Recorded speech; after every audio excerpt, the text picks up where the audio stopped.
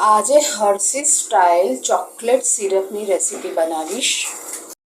માટે મેં અહીંયા 1 કપ ખાંડ લીધી છે, 1 કપ પાણી, અડધો કપ મેં અહીંયા ડાર્ક કોકો પાવડર લીધું છે. અહીંયા મેં મીઠું લીધું છે, 1/4 ટેબલ સ્પૂન મેં મીઠું લીધું છે, 2 ટેબલ સ્પૂન કોર્નસ્ટાર્ચ જે આવે છે એ લીધું છે,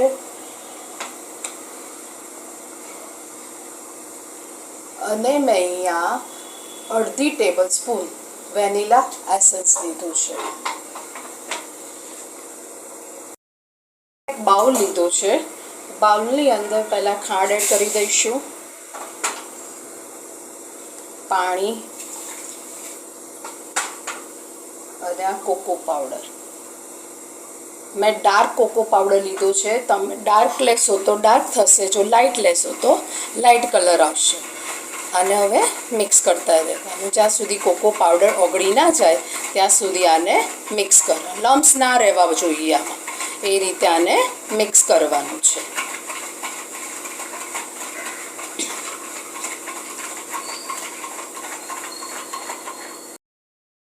એકદમ મિક્સ થઈ ગયું છે, લમ્સ નથી પડ્યા. જો આ રીતનું હોવું જોઈએ. ત્રણેય વસ્તુ એકદમ સરસ મિક્સ થઈ ગયું છે.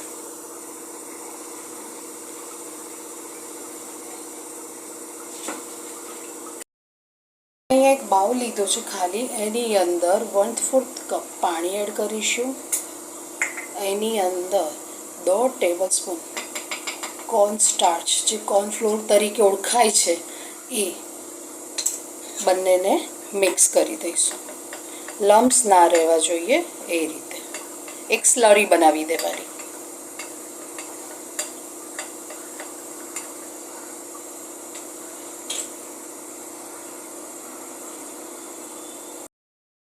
અહીંયા મેં એક પેન લીધું છે, ગેસ ચાલુ કરી દીધો છે.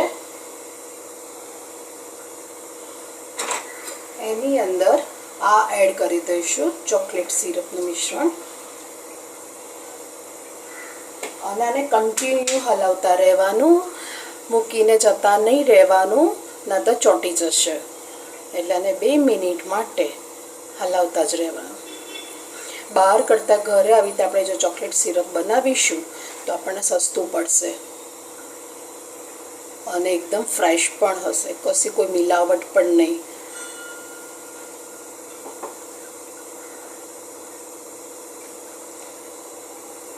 તમને જો મારી રેસીપી સારી લાગતી હોય તો લાઈક કરો, કોમેન્ટ કરો, સબસ્ક્રાઈબ કરો અને શેર કરો. જે રેસીપીના શોખીન હોય એને પણ તમે મારી રેસીપી મોકલી શકો છો.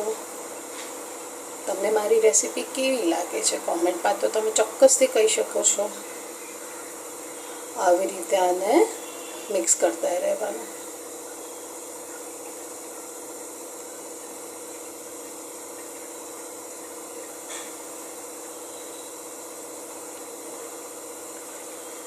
હવે આમાં 2 થી 3 વસ્તુ એડ કરીશું. તો હું આની અંદર મીઠું થોડુંક એડ કરું છું, વેનીલા એસેન્સ. જો તમારી પાસે વેનીલા એસેન્સ હોય તો તમે એડ કરી શકો છો, ન તો સ્કીપ કરી દેવાનું. અને આને કન્ટિન્યુ હલાવતા રહેવાનું.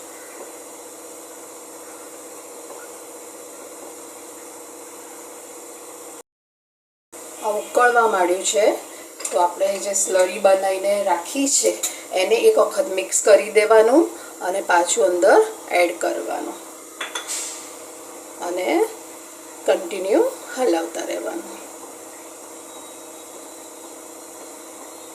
ઠીક થાય ત્યાં સુધી એને થવા દેવાનું છે. એ કઈ રીતે થશે એ પણ હું તમને જણાવી દઈશ. આ હવે થઈ ગયું છે. જો મેં એક ચમચો લીધું છે, ચમચાની પાછળ કોટિંગ થાય છે, તમે જોયું આ થાય છે ને, એની પાછળ કરી જોવાનું લાઈન ખેંચાય છે કે નહીં. તો આવી રીતે આમ લાઈન કરી જોવાની તો થાય છે. તો હું ગેસ બંધ કરી દઈશ, કે ઠંડુ થશે ને તો વધારે થીક થશે. તો હવે ગેસ બંધ કરીને હું એક બાઉલમાં કાઢી લઈશ. બાઉલમાં કાઢી લીધું છે, પણ આને કન્ટિન્યુ હલાવતા રહેવાનું, ન તો પછી મલાઈ ના જામવી જોઈએ. એકદમ ઠંડુ થશે પછી હું આને એક બોટલમાં કાઢી લઈશ.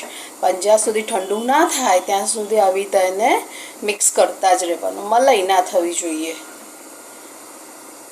કેવું સરસ થયું છે ને, બહાર જેવું થયું છે ને હર્ષિસ. આવી રીતે હું એને કન્ટિન્યુ ચલાવતી રહીશ.